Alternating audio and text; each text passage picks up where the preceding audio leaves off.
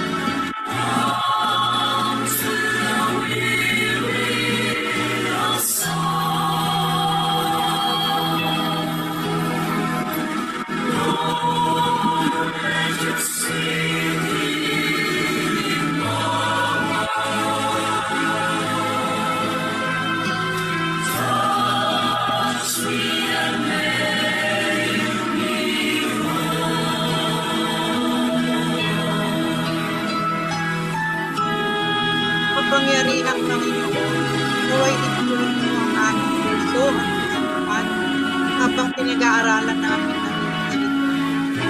Naway pagkaloob ng Panginoon kalubungan ang kamunawa sa aming pag-aaral. Ang lahat ng ito ay tinataas namin sa pangalan ni Jesus at sa tulong ng Birheng Maria. Amen.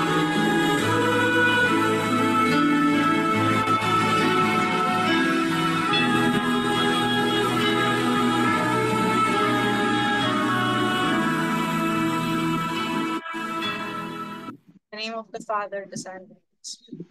Good evening po, brothers and sisters in Christ. Good evening po.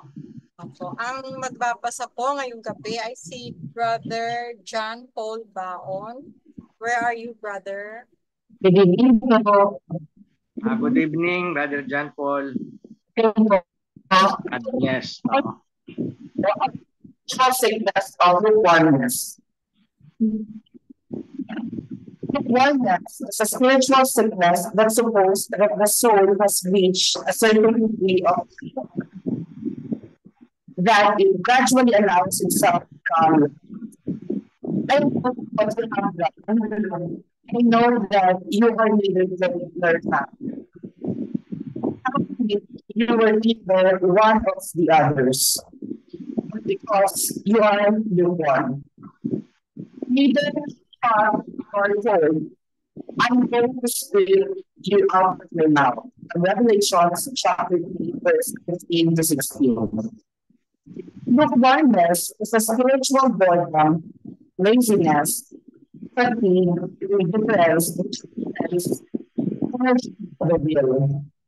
Makes one to dislike effort and thus lead to the decline of a Christian life. We should exert more effort to stop the spiritual decline. Work hard and be not lazy. Serve the Lord with a heart full of devotion. Let hope, keep joyful, be patient in troubles, and pray all the times. From Romans chapter 12, verse 12. There is a gradual release of spiritual and voices. It is like a slow burning disease which little by little affects our vital humans. being recourse to Christ when we are weak, makes resulting the mind power is greatest when you are weak. From 2 Corinthians chapter 12, verse 9.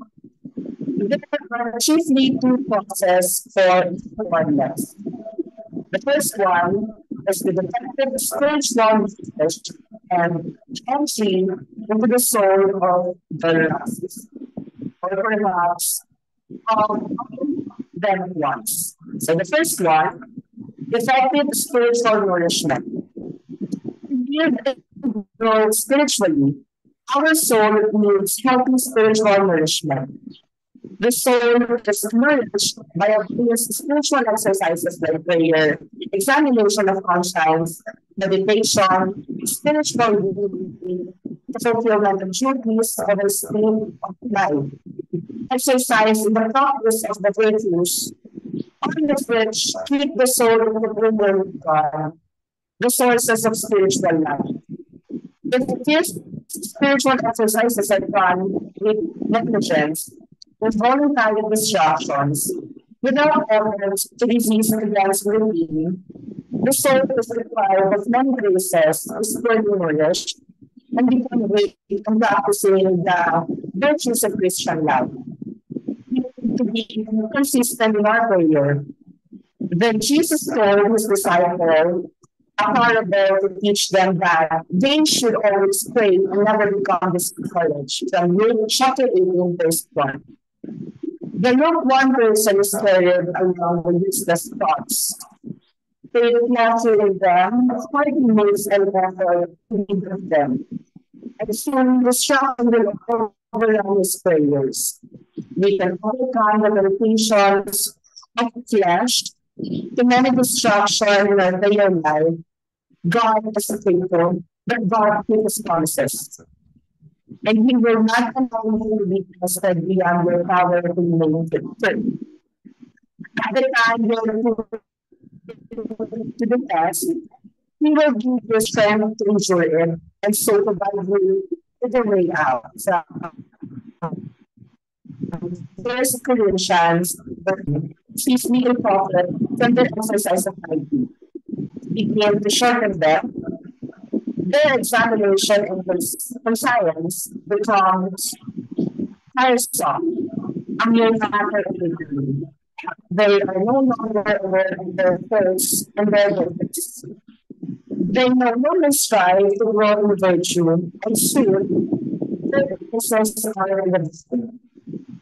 The third, all of you who have turned away from the God, he will heal you and make you faithful. From Jeremiah chapter 3, verse 22. Next, the entry into the soul of the one of the lusts, or perhaps one of them at once, do not love the world of in the world. If anyone loves in the world, love for the Father is not in them.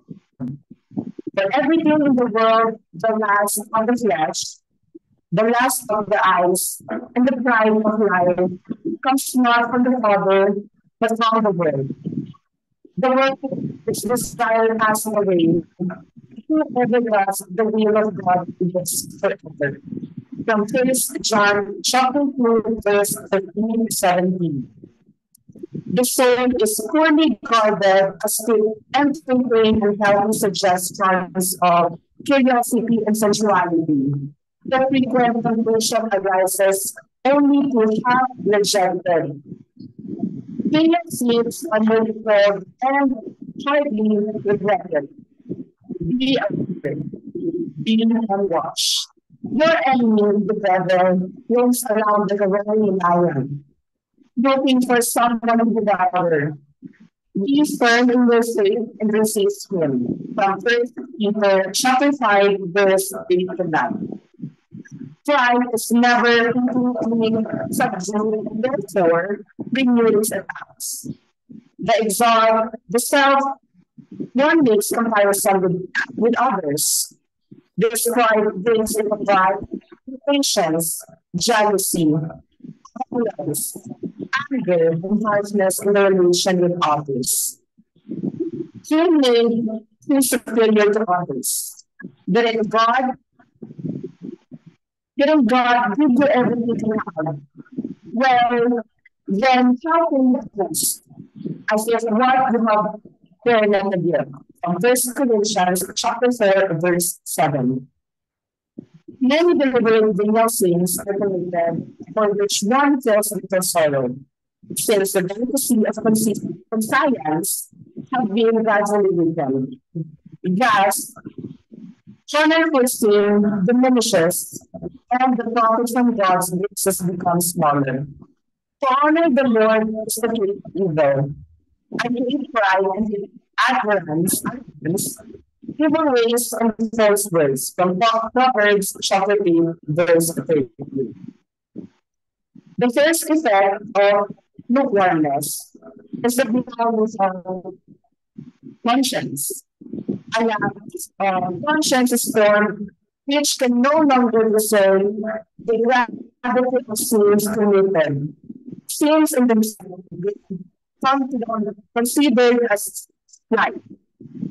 One is himself spiritually rich because one is proud, but in reality, one is miserable in the eyes of God.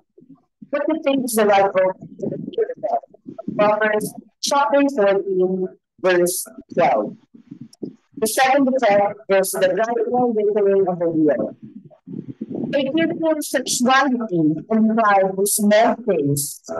One takes the yielding to sinful pleasures in big matters. If you don't pay attention to small matters, you will gradually ruin yourself. Isaiah chapter 19, verse 10. Whoever is faithful in small matters will be faithful in large ones.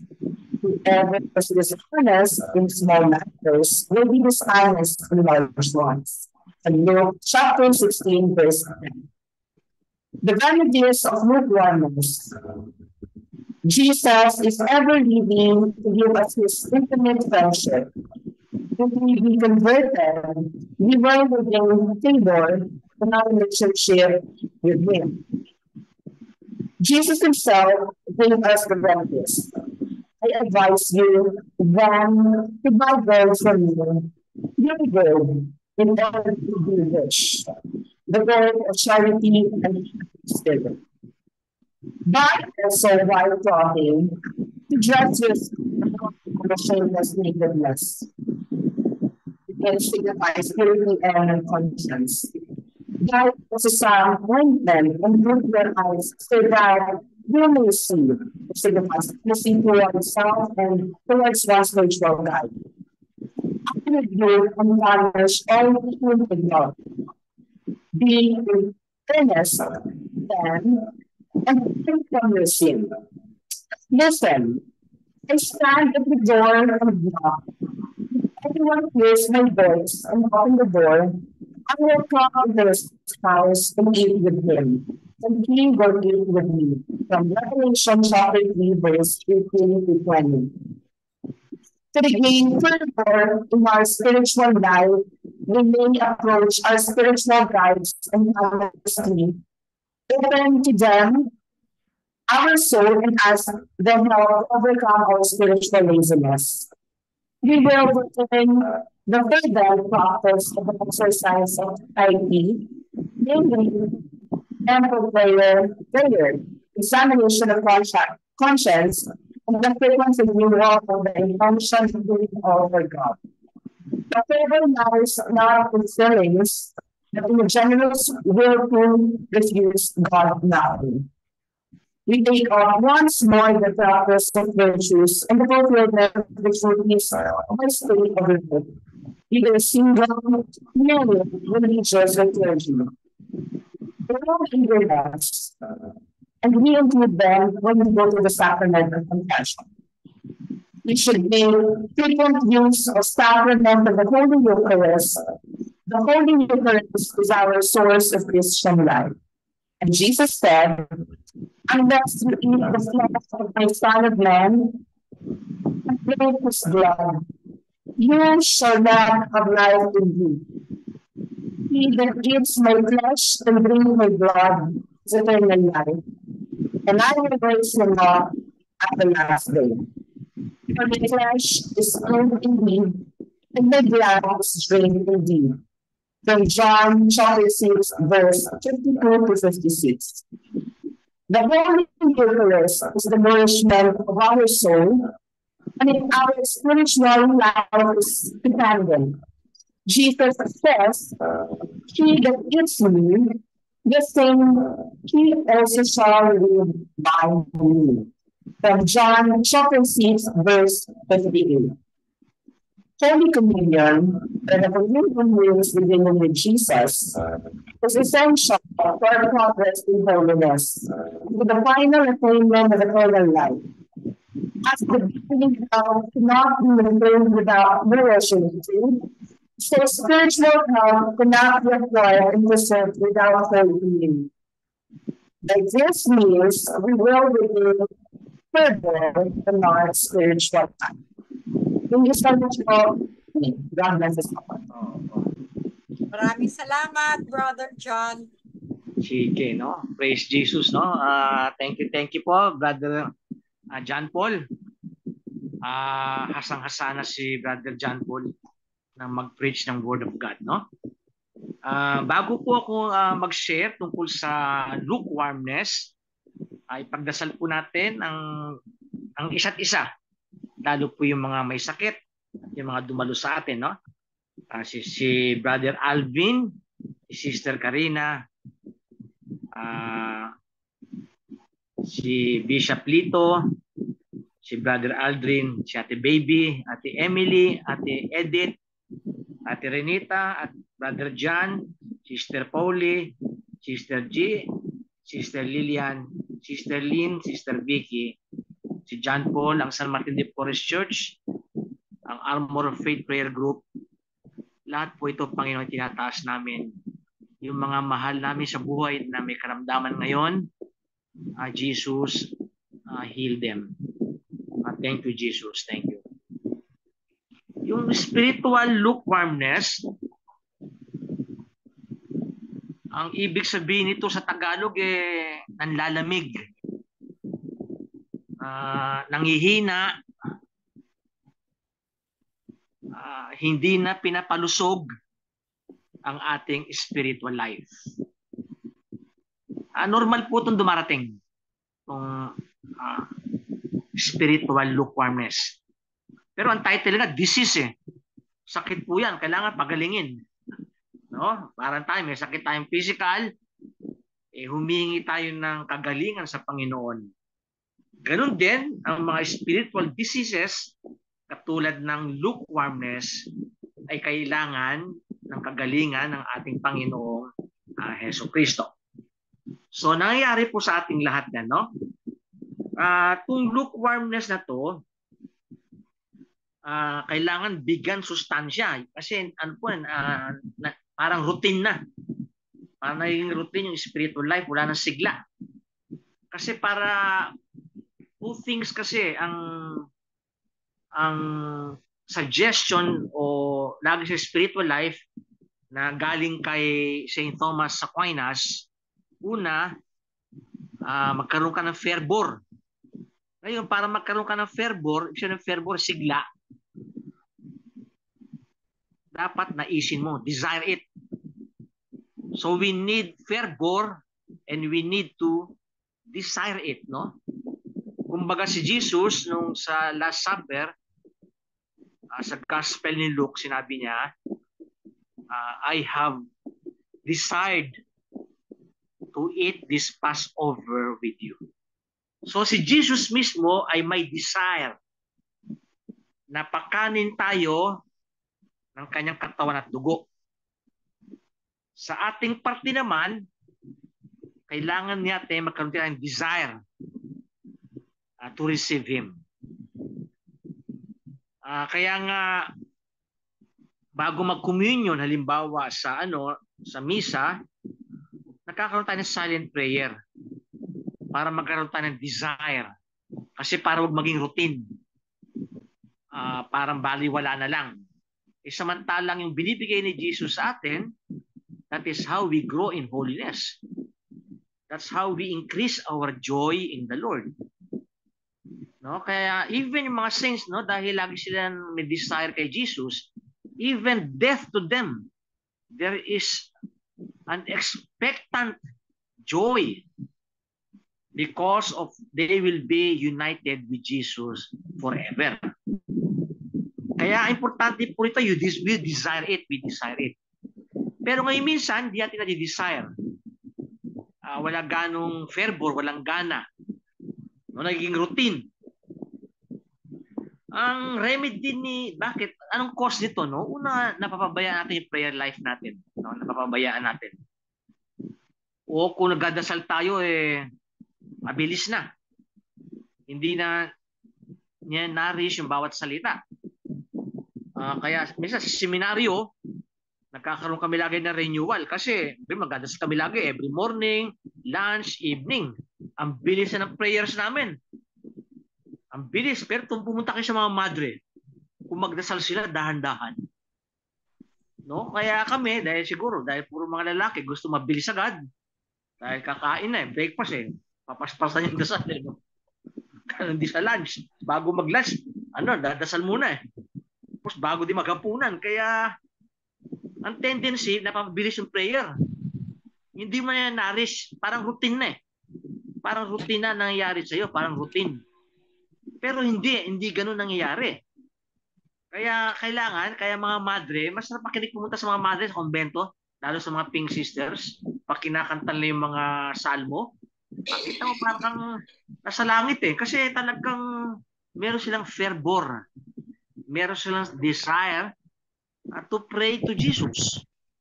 No? Kaya ang nagkakaroon ng defect, no? Ayun ang cause nun. Napapabayaan natin, no? Another cause, yung mga venial sins. God bless you, Sister Pauline, Sister Emily. Yung kailangan dito, so yun po una, no? Naging defective tayo sa spiritual life natin. Pangalawa, nakakapasok na yung mga venial sin sa atin para binabaliwala na natin.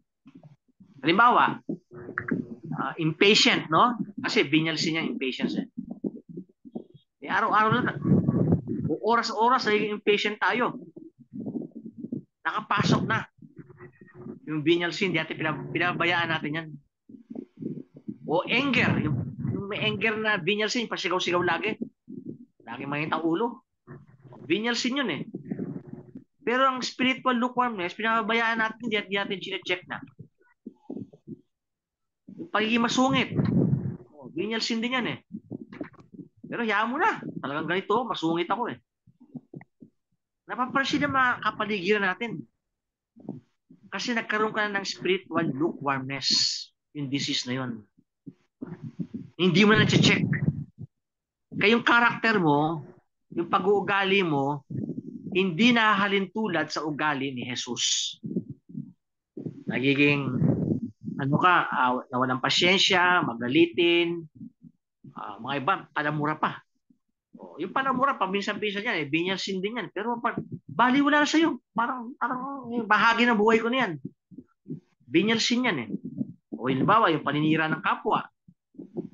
Depende kung anong klaseng paninira yan. Kung hindi naman ganong malaking paninira, venial sin yan, no?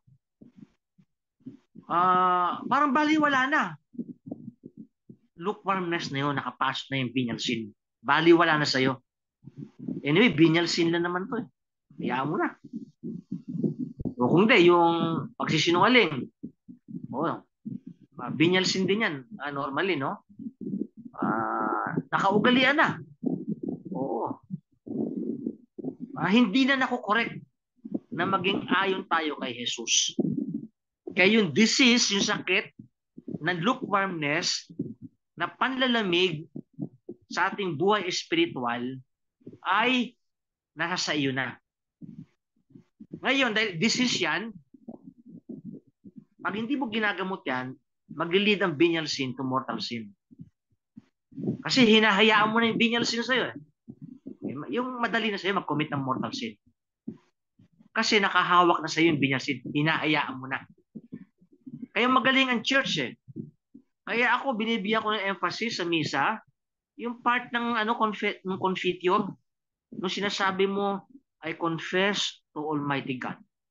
Dahan-dahan po yun. No?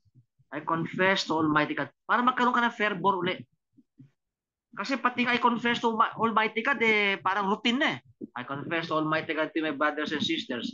Oh Lord have mercy, Lord have mercy. Christ have mercy, Christ have mercy. Lord have mercy. Naging routine na, naging routine. Kaya sa mga yuktong iyon, lagi nyo, lahat tayo nagkakasala. Pero binalsin nga lang, sinabi nga sa letter ni Baruch sa Old Testament, a just man sins 7 times a day. Pero yung sin na yun, binalsin yun. Lahat po tayo nagkakasala within 24 hours. Kaya kailangan, sa misa, ating seryosohin yung Lord have mercy, tsaka yung I confess to Almighty God. Pati yung paggawad ng kapatawaran ng pare, routine na rin eh. May Almighty God have mercy on us, forgive us our sins and bring us to everlasting life. Absolution yun eh. Hindi mo nararamdaman eh. Kasi routine na sa'yo yung pagiging lukewarm mo. Dapat kasi pag every time nakatanggap natin yung absolution ni Jesus to the priest sa misa, nagkakaroon tayo ng spiritual joy. Hindi mo si Jesus mismo pinatawad ka nung kasalanan mo 24 hours. Pinatawad ni Jesus yun within 24 hours. No? Kaya kailangan natin yung fervor and desire it, no? Kasi mga ibang di alam na may sakit sila. Huwag lang kumalala na. Di ba ganun din tayo, di ba? Nalaman natin mataas pala yung cholesterol natin kapag na-stroke na tayo. Hindi tayo kapacheck up eh. All of a sudden, na-stroke tayo. O kundi all of a sudden, ang taas ng ating blood pressure. Kasi hindi natin chine-check. Wala tayong blood check, no? Wala tayong chine-check yung ating blood pressure. Kaya yung disease natin sa katawan, mabibigla na lang tayo. Malala na pala. Ganon din po sa ating spiritual sickness. Hindi natin napapansin na malala na pala yung ating sakit spiritually. Kaya nga sabi ni Jesus sa Revelation, chapter 3, no? You are neither hot nor cold. Hindi ka mainit sa akin, hindi ka rin malamig, lukewarm ka lang eh. Yung maligamgam, sabi ni Jesus, susuka kita. Kasi wala relasyon yun eh. Yung lukewarm, wala ka relasyon actually yun. No, yung pagpunta natin sa simbahan, yung ating pagdadasal ng rosary, naging routine. No, dapat nagkakaroon tayo dyan, aside from, natural, nag-i-struggle tayo sa pagdadasal ng rosary, pero afterwards, nagkakaroon tayo ng joy dahil the presence ni Mama Mary tsaka ni Jesus and the Blessed Trinity as we reflect on the Word of God. No, nagkakaroon tayo ng spiritual joy. Kaya nga sinasabi lagi ni Jesus, I have told you this so that my joy may be in you and that your joy may be complete. Yan ang gusto ni Jesus sa atin, magkaroon tayo ng joy sa spiritual life natin. Pero maraming Kristiyano kulang ng galak, kulang ng joy sa buhay nila. Kasi lukewarm na sila. You desire it. How? Sa misa, seryosohin natin, I confess to Almighty God. Lord have mercy, Lord. Seryosohin natin. Tapos pag sinabi ng pare, may Almighty God have mercy on us, forgive us our sins, and bring us to everlasting life. Damhin mo po yung absolution ni Jesus, no? Ayun na pong mga remedy ni Jesus. Kaya yung kinote ko dyan, no, sa Revelation 3:18 to 21, no? You buy gold. Ibig sabihin ng gold, yung charity. Ibig sabihin ng gold na sinasabi, kasi yung matalinhaga, yung sinabi sa Revelation 3:18-21, sinabi, you buy gold. Ibig sabihin, the gold of charity. Yung pagmamahal uli, pagmamahal mo kay Jesus, buhayin mo. The gold of fervor. No, yung meron kang sigla. No, kaya nga sa mga psalmist, no, I will go to the house of the Lord. Hallelujah. Talagang diba? Magisimba ako. Bakit? Sasamba ako sa Panginoon. Sa sarili mo pala, sinasabi mo na, sasamba ako sa Panginoon. Inaano mo yung sarili mo with fervor ka. Dahil dito, nagkakaroon ka ng fervor, napupurify mo ang conscience mo. Kasi ang isang effect po kasi ng spiritual lukewarmness, ang konsyensya natin nagiging lax. O kung hindi, nagiging parang merong kalyo na yung ating konsyensya. Bali, wala na yung venial sin. Anyway, venial sin lang naman yan eh. Halimbawa, ganun, venial sin lang yan. Nakakaroon ng purity of conscience. Tapos, nagiging honest tayo, nagiging totoo tayo sa ating sarili, sa iba. Dahil may desire tayo, nagiging katulad tayo ni Jesus, dahil alam natin kung yung mga pagkukulang natin at kung saan tayo tinatawag ni Jesus para tumaas ang ating degree of holiness, maging katulad natin siya. At makita nyo dito, isang way din, kung may palarin kayo, kung meron kayong mga spiritual directors, mga spiritual guide, sabihin nyo kung bakit kayo nanlalamig na sa pananampalataya. Baka matulungan kayo ng pare o ng spiritual guide nyo. Kaya, halimbawa, may mga elders. Ayun po role ng elders sa community. Pag may nanlalamig, punta kayo sa elders. Ganun, oo. Pero dito, binigyan ko ng emphasis, ang foundation ng remedy talaga ay receiving Jesus in the Holy Communion. Ayan po ang pinaka-remedy. Kaya damin natin, Lord, I'm not worthy to receive you, but only say the word, and your servant shall hear. Talagang madama mo yan. At si Jesus hindi nagkukulang. Hindi nagkukulang si Jesus tayo nagkukulang. Gusto niya may parte tayo You desire Him. Mga iba routine Pag binigyan ng communion, paano nangyari? Alam mo, when you receive communion, that is a foretaste of heaven. Big statement yan sa spiritual life. When you receive Jesus with proper disposition, that is already a foretaste of heaven. Kaya yung mga saints, they look forward to receiving communion. Kasi before yung mga time nila Saint Teresa of the Child Jesus, hindi katulad natin ngayon, inaalaw tayo mag-receive ng communion daily. Noong time na yun, hindi. Hindi siya daily communion. Kaya they long for it. They long for Jesus na communion. And when they receive Jesus in Holy Communion, that is already a foretaste of heaven. Ang mabait siya. Halimbawa, when you go to the Blessed Sacrament, with faith, na si Jesus talaga nandoon, that is a foretaste of heaven. Kaya mga saints, they can stay sa Blessed Sacrament na matagal. Si Saint Teresa of the Child Jesus, kwento ko sa inyo minsan, kasi pumasok siya sa kumbento at the age of 14 Exceptional yun. Exceptional. Ngayon, sabi niya, ang mga Carmelites, nagdadasal lagi yan Sabi niya, Jesus, lalabas na lang ako.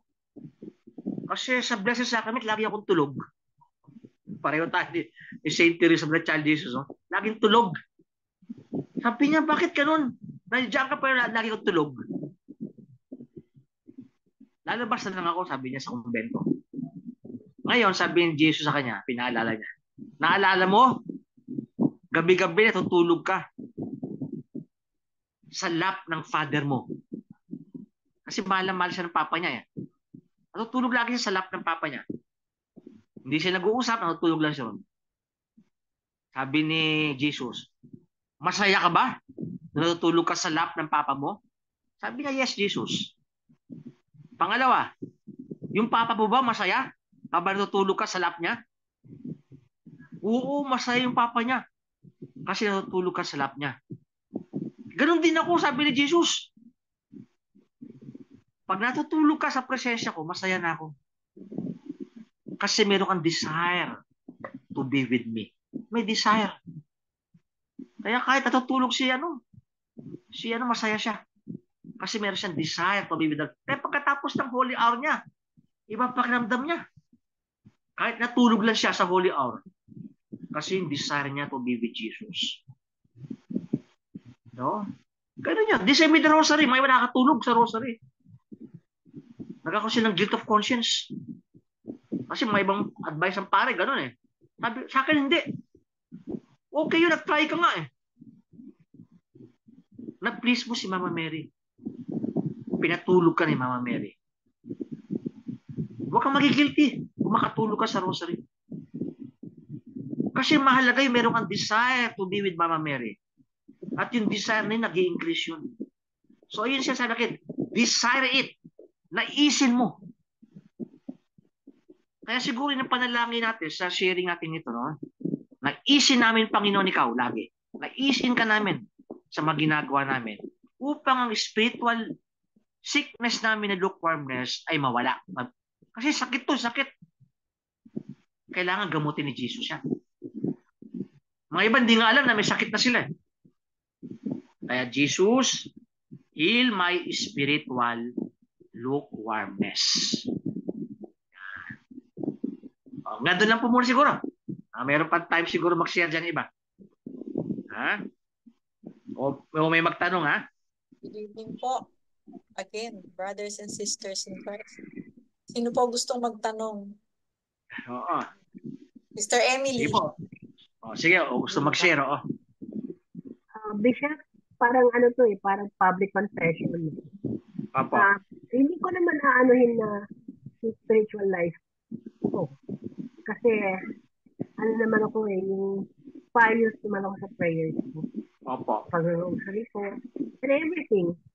Pero masulit ako. Venial sin ho ba yun, Bishop? Ay, hindi po. Diba dapat hindi related sa spiritual life ko? Hindi po, oo. Ano po yan? Iba po yung kasalanan, iba po yung imperfection. Kasi, halimbawa, marami tayong distraction nangyari. Pag alam mo may distraction ka, balik ka lang sa ginagawa mong dasal. Hindi po kasalanan yun kasi hindi po willful yun eh.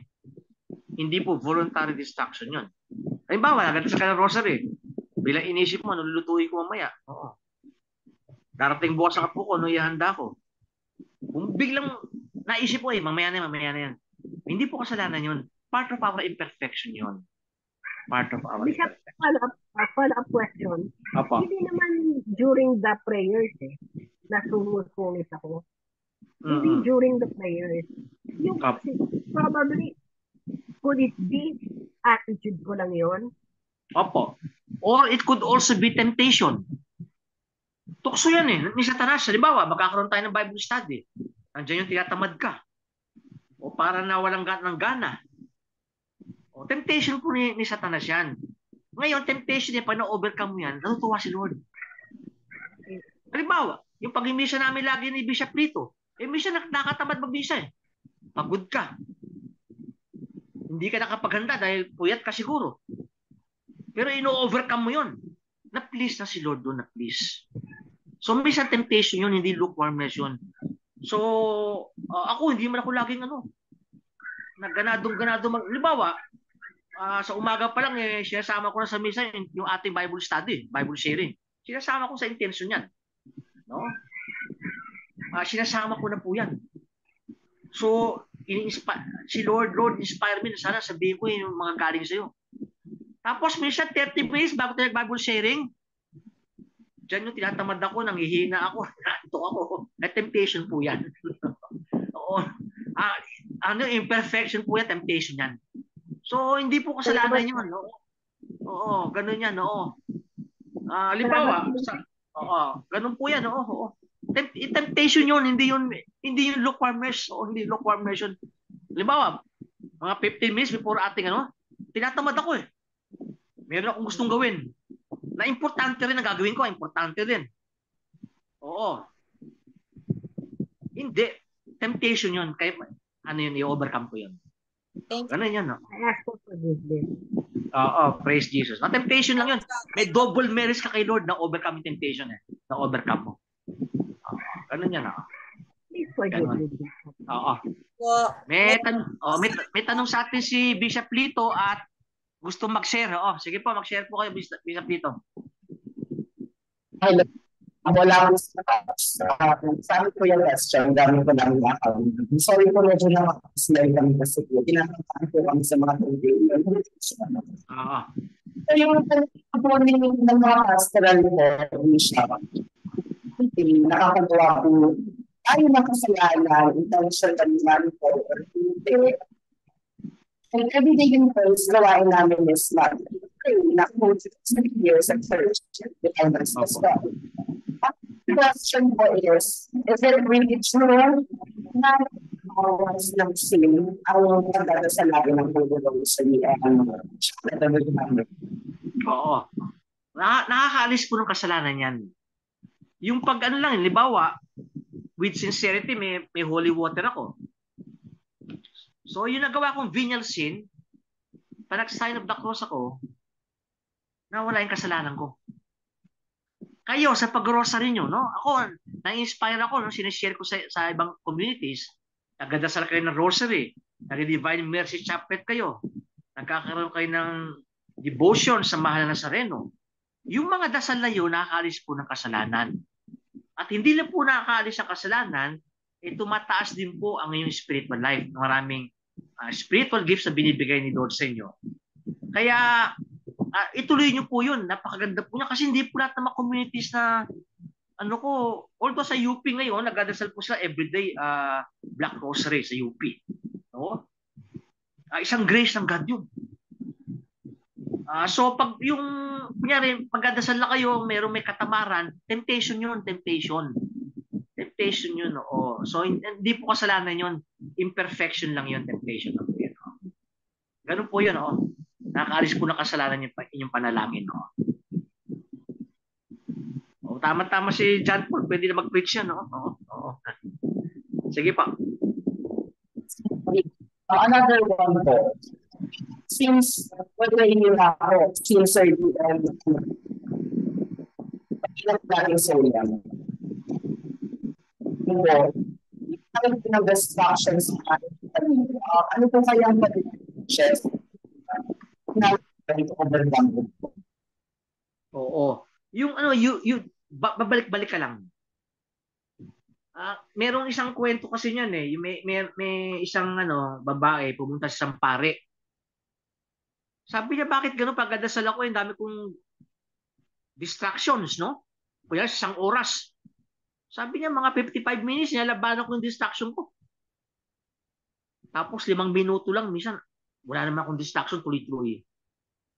Ang sinagot ng pari sa kanya, yung panahon na wala kang distraction, ayan ang gift ni Jesus sa iyo. Yung struggle mo to overcome this, ayan ang gift mo kay Jesus. Kaya yung ating part na pagbibigay ng ating struggle, ayan po ang gifts natin kay Jesus, no? Kaya lagi tayo may struggle hanggang mamatay po tayo, no? Lagi tayo may struggle. Ang mahalaga lang po, bumabalik lagi tayo kay Jesus para yung fervor natin. Kaya meron tayong mga recollection, meron tayong mga retreats, malapit na yung yung whole Lenten season, no? February 14, mag-start po yan, Lenten season. Ito po yung renewal, no? Pero yung nakikita ko sa Martin de Porres Church, nasa right direction po kayo. Nasa right direction kayo, no? Praise God, no? Kasi mga ibang communities, walang ganyan na katulad nyo. No? Ayan po ang gift na binigay ni Lord sa inyo, no? The gift of prayer. Nagdadasal kayo. No, ganun. Kaya we thank the Lord. Tapos maganda yung fellowship nyo. Yung pagkikipagkaibigan nyo. A gift din ni Lord yan. Oo. Ganun. Praise God. Oo. Sige pa. Ako. Bishop. Paano po Okay yung mga nagba-backslide? Opo. Yung bang Ganun, mga ganun din. Oo. sige po, yung mga matatagal na relasyon sa Panginoon. Oo. Okay lang. Talaga nangyayari talaga yan, nag-backslide, maraming ganyan. Ang makahalaga, kaya yung po role ng elders. Pinagdadasal, yung nag-backslide, at kung may pagkakataon, kinakausap para makabalik ulit. Kasi yung pag-backslide, maaaring tuloy-tuloy niyan. Mag-lead sa mortal sin. You become spiritually dead. Yung walang disease lang. Kasi parang kasi yung pagiging lukewarm, disease yan. Pag talaga nag-backslide ka, na lead sa mortal sin, hindi na spiritual decision, spiritual death na yan. Oo. Kaya meron tayong kasi ang lukewarm, hinahayaan mo lang mga venial sins, pinabayaan mo lang. Halimbawa, yung mga prayer life mo, bale, magdadasal na ako, bukas na lang. Mga venial sin po yun eh. Thank you po. Pero dahil lagi kang lukewarm, dyan si Satanas kikilos para mag-commit ka ng venial sin, ng mortal sin. No? Kaya mga iba, marami mapansin mo na sa renewal, tapos may mortal sin sila. Hindi agad nag-mortal sin yun. Dahan-dahan yun, nag-lukewarm. Hindi mabilis yun. Kasi pag naka-Lord ka, matagal kung mag-commit ng mortal sin. Unti-unti yan, venial sin, yung lukewarm, ganyan ka, decision. Hanggang maging spiritual dead ka. Kaya ganun, ano yun, kailangan nung talagang paano mabuhay uli. Through confession. It's a sacrament of confession para mabuhay uli. So yung slide, yung backsliding, aalamin natin kung nag-backslide lang yan o spiritually dead na. Iba po yun, no? Kasi pag nag-backslide lang, maaaring lukewarmness ang lukewarm. Nanlalamig lang. Nanlalamig, walang sigla, walang interest gaano sa spiritual life. Routine lang. Sige, simba ako pag linggo. Gano'n lang. May prayer meeting. Pag Bible study. Routine lang. Pero hindi ka nag-grow. Wala kang fervor kay Lord. Kay lukewarm ang tawag doon. Thank you po. Ngayon, dahil lukewarm ka, madali na mag-mortal sin. Spiritual death na yon. Hindi na spiritual decision. Spiritual death. Sige po. Ang servant ng January sana na-send po ay si Sister Monita Cabangal, si Brother Christian Simanes, at si Sister Net Eya. Sa San Martin de Porres Church po yun. Sa CFPG, si Jericho Santos, si Efrain Santos, si Brother Alvin, si Brother Jericho, at si Brother Efrain. So, lahat po yan tinataas natin kay Lord sa kanilang pangailangan. Ang pinaka-point dito lagi natin pagdadasal na patuloy ang kanilang ugnayan kay Jesus. No? Sa kanilang pagiging busy, maraming gawain sa buhay, maraming inaalala, ganun pa man din, ang kanilang ugnayan, ang kanilang personal na relasyon kay Jesus ay laging manatili. No? They're spiritual and physical, no? Marami po may sakit ngayon. Kaya ipagdasal po natin lahat po ng mga may sakit ngayon. Lahat po ng dumalo ngayon, no? Oo. Kung wala na pong tanong, pwede na tayo mag-final blessing from Bishop. Sige, no? So, itinataas ko po ulit, Panginoon, ang lahat po ng dumalo sa prayer meeting, prayer sharing to Bible study, no? Si Ate Baby, Sister Karina, Ate Edith, Ate Emily, Brother John, si Bishop Lito, si Sister Lynn, si Sister Pinky, si Ate Renita, si Brother Alvin, si Sister Vicky, at lahat po ng mga hindi nakadalo ngayon, Panginoon, ito po lahat ay aming itinataas sa iyo. Lord, tinataas ko po lahat ito, lahat ng aming pangailangan. Jesus, increase our fervor for you. Give us the grace to desire you always so that we may grow in our relationship with you. That we become like you. That we have a foretaste of heaven even here on earth.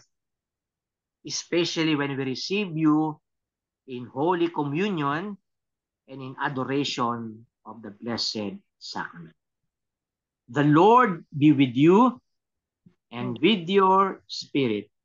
May Almighty God bless you with every blessing of heaven and earth. In the name of the Father, and of the Son, and of the Holy Spirit. Amen. Amen. Praise Jesus, ha? God bless po. Oo. Purihin ng Panginoon. Oo. Hallelujah. Thank you, Jesus. Pagaling ka, ha? Kasama po kayo lagi sa prayer ko, Ate Emily. Oo, lahat po na may sakit sa ating community, sinasama ko po lagi sa misa. Everyday po yan, ha? Si Brother John, no? Lagi po sinasama yan. Thank you po. God bless po. Okay, Brother Aldrin. Kasama po kayo lagi sa aking misa intention, no? Sa inyong spiritual and physical health, no? For your spiritual and material health. Ang buong armor of faith, yung San Martin de Porres Church at Christ Family Prayer. God bless po sa inyo lahat, ha? Thank you Sige po. pa. In the name of the Father, and the Son, and of the Holy Spirit. Amen. Thank you.